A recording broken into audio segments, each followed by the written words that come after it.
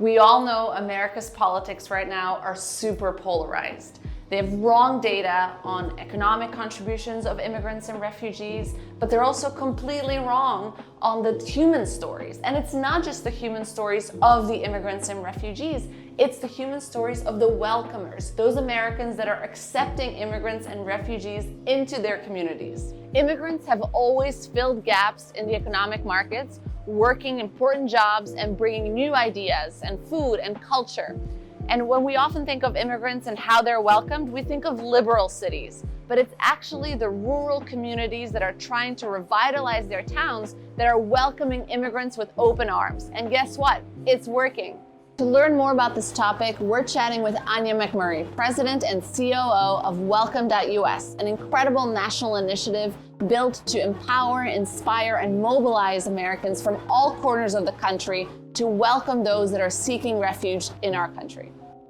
And what do you think, what makes a community welcoming? Because I think there's this misconception that liberal cities are the ones that accept immigrants and refugees, but that's not really the case, is it? So what, in your view, makes a community welcoming? Well, one of the reasons why I got so excited about the concept of Welcome.us and was really eager to be a leader and a co-founder of this organization is because I know that's not true. I know that places like Iowa and Kansas and Wisconsin and Minnesota are some of the most welcoming places in this country and have a long history of welcoming.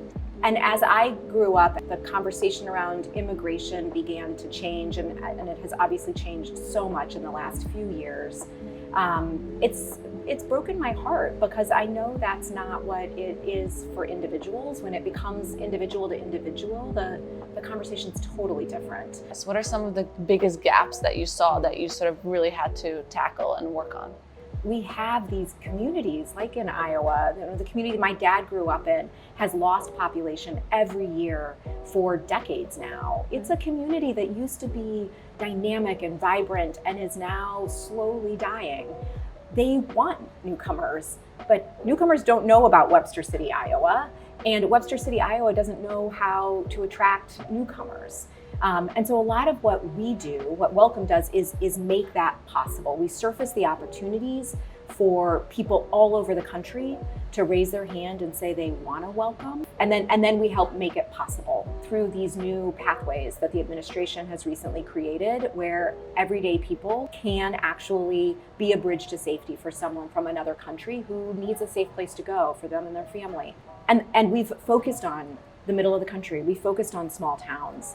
Because, to your question, small towns actually are beautiful, welcoming places. They often have jobs that need to be filled. They often have more available, affordable housing. And I think really, they're more similar to the places where people who are fleeing are from. Right. You know, most people in this world don't live in major cities. They live in medium and small-sized towns. And having, you know, a yard and letting your kids run around and feeling safe and quiet is as appealing to them as it is to anybody. Right. But there is this rhetoric right now that's happening, and it's a small but loud minority, as we talk about all the time. How do we change that narrative? Because you're seeing it on the ground. It's very different than what some people are trying to portray it to be. I think that's right. And I think if you were to ask everyday Iowans, you know, if you took a poll, a lot of them would be very concerned about immigration at a high level, at a abstract level. Certainly there's a lot of Fox News consumption in a place like Iowa. So that is a reality. At the same time, if any one of those people was given an opportunity to help someone in need, I mean, what I have seen is that they will say yes. So I think that the key is to actually, we gotta stop focusing on just the talking points and the big, sort of polarizing debate. Migration it's not a thing you get to be for or against, it's a fact that is happening. Right.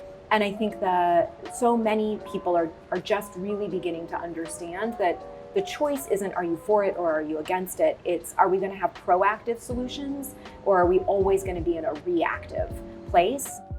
To learn more about this, as well as many other immigrant-related topics, join us in the restaurants, follow us on social media @ImmigrantFood, and sign up for our weekly newsletter where we send you 5 ways that you can make a difference in your community.